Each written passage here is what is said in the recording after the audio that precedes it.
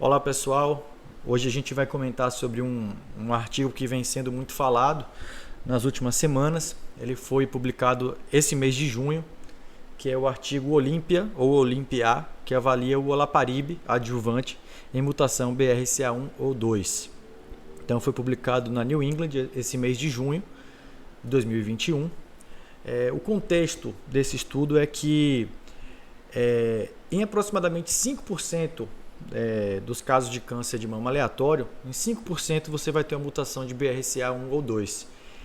E essa porcentagem ela aumenta em algumas situações, como história familiar importante, os pacientes mais jovens, casos de tumor sincrônico ou metacrônico contralateral, os casos que têm associado também o câncer de ovário.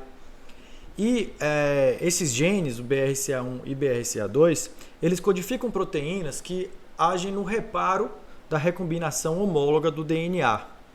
E os inibidores da PARP, que aí entra o olaparib, que é um inibidor da PARP, tem um mecanismo de ação matando células tumorais que têm deficiência nesse reparo da recombinação homóloga do DNA. Então os autores tiveram essa ideia de como seria utilizar o inibidor da PARP na adjuvância em pacientes com mutação BRCA1 ou 2. Esse estudo teve como objetivo avaliar o benefício de olaparib adjuvante em pacientes BRCA mutadas e com alto risco de recidiva após o tratamento padrão. Endpoint primário era sobrevida livre de doença invasiva, os endpoints secundários, sobrevida global, sobrevida livre de doença à distância e segurança. Esse estudo foi um estudo randomizado, a randomização entre olaparib ou placebo por 1 ano, e essa randomização era feita após o tratamento local, cirurgia, radioterapia, e a terapia sistêmica, que podia ser neoadjuvante ou adjuvante. Esse estudo, mais uma vez, randomizado, duplo cego, placebo controlado, prospectivo, multicêntrico e multinacional. As pacientes incluídas tinham que ter mutação BRCA1 ou 2, HER2 negativo. Para a paciente entrar no trabalho, ela tinha que ter finalizado todo o tratamento padrão, e esse intervalo entre a finalização do tratamento padrão e a entrada nesse estudo era de 12 semanas, esse intervalo limite, no máximo 12 semanas. Cirurgia podia ser cirurgia conservadora ou mastectomia, contanto que houvesse margens livres. Quimioterapia, pelo menos 6 ciclos completos, era permitido antraciclina, taxanos ou platina também era permitido. Não era permitido quimioterapia após cirurgia nos casos de neoadjuvância. Então aqui não cabia fazer, por exemplo, capecitabina nos casos de triplo negativo que não respondia à neoadjuvância. Radioterapia era feita sempre nos casos de quadrantectomia e era a critério da equipe assistente nos casos de mastectomia. Lembrando que existe uma interação entre a radioterapia e os inibidores da PARP, então deveria sempre aguardar o fim da radioterapia para iniciar o tratamento nesse estudo. Em relação à axila, era permitido o linfonodo sentinela, biópsia de linfonodo sentinela, se a axila fosse negativa, ou se houvesse micrometástase. Se houvesse quetenel, se a paciente tivesse feito neoadjuvância, qualquer N era igual ao esvaziamento, ou seja, que não se aceitava uma doença micrometastática sem esvaziamento, nos casos de neoadjuvância. Então aqui eu lembro que não se encaixa a COSOG Z11. É claro que o Z11 não avaliou pacientes mutadas, era um outro estudo, mas o Z11 preserva a axila de pacientes que têm até 2 linfonodos com macrometástase, naqueles critérios de inclusão que não cabe aqui falar todos, mas nesse estudo não. Qualquer macrometástase em sentinela era igual ao esvaziamento, tá bom? Aqui, dos casos das pacientes que fizeram quimio adjuvante, no caso triplo negativo, eram incluídas pacientes que tinham axila positiva, qualquer que fosse o tamanho do tumor, ou tumor T2, ou seja, maior que 2 centímetros. Nos casos das pacientes que faziam QT adjuvante, que era hormônio positivo, para ela ser incluída no trabalho, tinha que ter 4 ou mais linfonodos axilares positivos.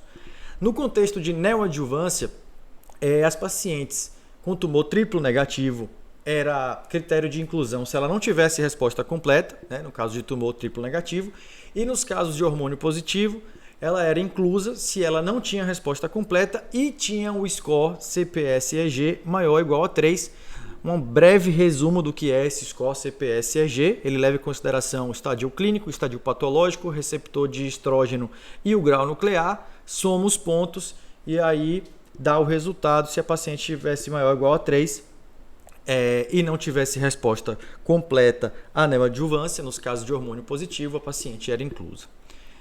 Então, os principais critérios de exclusão: excluídas as pacientes metastáticas com ECOG 2 ou mais, gestação, lactação, transfusão de sanguínea a menos de 120 dias ou tratamento prévio com inibidor da PARP.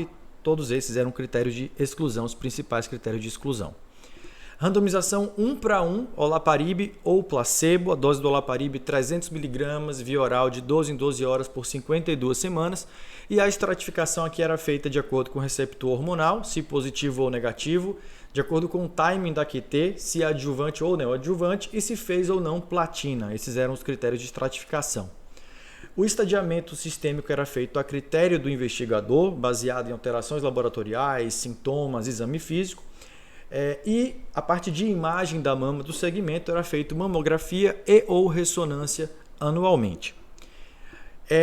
Mais de 1.800 pacientes, foram recrutadas de junho de 2014 a maio de 2019. O cutoff do estudo foi 27 de março de 2020. No cutoff já tinha havido 284 eventos de doença invasiva ou morte em todo o estudo. Follow-up médio de 2 anos e meio, variando aí de 1 ano e meio a 3 anos e meio. Aqui considerando por intenção de tratamento, das pacientes que foram randomizadas em cada grupo. A idade média aqui das pacientes, aproximadamente 42 anos. Pouco mais de 70% das pacientes do estudo tinham mutação BRCA1 e pouco menos de 30% tinha mutação do BRCA2. Quase metade aqui para cada lado, quase metade fez químio adjuvante, metade fez químio neoadjuvante. Em mais de 90% dos casos foi feito antracíclico e taxano do esquema de quimioterapia. E um pouco mais de 70% das pacientes não fizeram platina, tá bom? Esse foi o contexto aqui das pacientes. Mais de 80% eram triplo negativo, mais de 60% pré-menopausa e aproximadamente 75% das cirurgias foram mastectomia. Vindo aqui para a sobrevida livre de doença, que era o endpoint primário, o olaparib mostrou benefício. Aqui a gente vê uma diferença de 8,8 pontos percentuais, com P significativo. O hazard ratio de 0,58, intervalo de confiança abaixo do 1. Então, resultado robusto aqui do olaparib, vantagem em relação ao placebo, 8,8% da sobrevida livre de doença invasiva. Em relação à sobrevida livre de doença à distância, vantagem também do olaparib, 7,1 pontos percentuais, com P significativo, hazard ratio de 0,57, intervalo de confiança não atingiu o 1. Então, também sobrevida livre de doença à distância, vantagem do olaparib em relação ao placebo. Quando a gente vai para a sobrevida global, houve uma vantagem numérica do olaparib, porém a gente vê ali que o intervalo de confiança, eu marquei com a setinha vermelha, ele cruzou o 1. Existe uma tendência ali de benefício, mas o fato é que com esses resultados, com esses números, não pode-se dizer que há uma vantagem em sobrevida global, uma vantagem de pontos percentuais de 3,7%. O hazard ratio de 0,68, mais o intervalo de confiança cruzou o 1. Quem sabe lá na frente, na atualização dos dados, se comprove um ganho de sobrevida global. Temos que aguardar. O benefício do olaparib ele foi observado em todos os subgrupos, BRCA1 ou 2, hormônio positivo ou negativo, se fez quimioadjuvante ou neoadjuvante, se fez ou não platina. Então, todos os subgrupos foram beneficiados pelo olaparib. Em relação ao número de dias de utilização, o total de olaparib 338 dias, placebo 358 dias. Em 25% dos casos foi necessária uma redução de dose do olaparib, já no placebo 5,2% dos casos houve necessidade de redução de dose.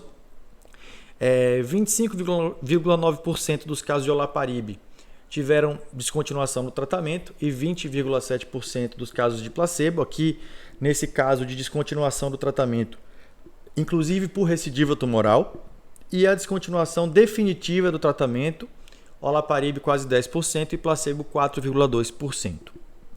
Falando sobre efeitos adversos, né, grau 3 ou mais, no caso do olaparib aqui, a anemia foi o mais importante, em 8,7%. Lembrando que todos esses efeitos aqui, grau 3 ou mais. Então, anemia é 8,7%, neutropenia 4,8%, leucopenia 3%, fadiga 1,8%, linfopenia 1,2%. No placebo não houve nenhum efeito grau 3 ou mais em mais de 1% das pacientes. Em relação à transfusão sanguínea, 5,8% de transfusão no grupo de olaparib e 0,9% nos casos de placebo. Aqui a gente vê também em relação à qualidade de vida, eles aplicaram esse questionário do IORTC QLQ C30, que a parte que avalia a qualidade global de vida, né, de saúde. O grupo que fez QT-NEL, aqui as curvas quase sobrepostas, não houve diferença, não houve vantagem para um ou para outro, né, olaparib ou placebo. E no grupo de quimioadjuvante, mesma coisa, não houve diferença aqui notória de diferença de qualidade de vida entre quem fez olaparib ou placebo.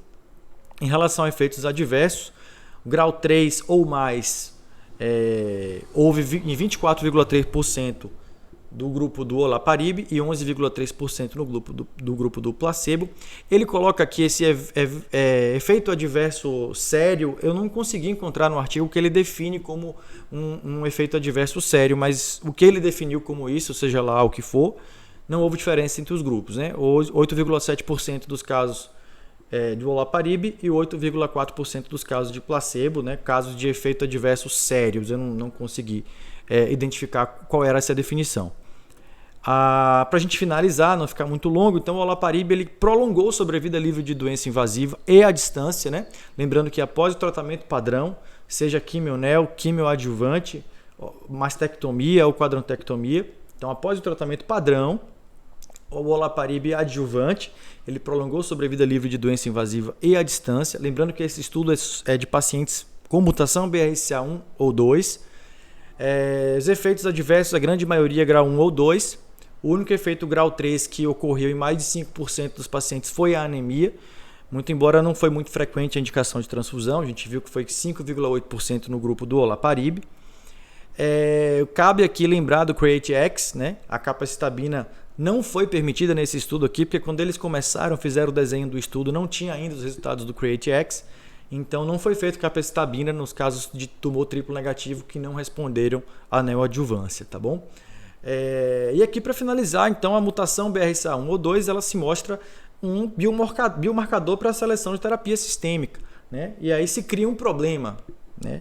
Se sabe, então, com esse estudo OLYMPIA, que pacientes mutadas BRCA1 ou 2, elas têm benefício em fazer o olaparib após o tratamento padrão. Mas e aí, quem nós vamos testar? Do ponto de vista de custo, testar todo mundo, eu acho que seria inviável.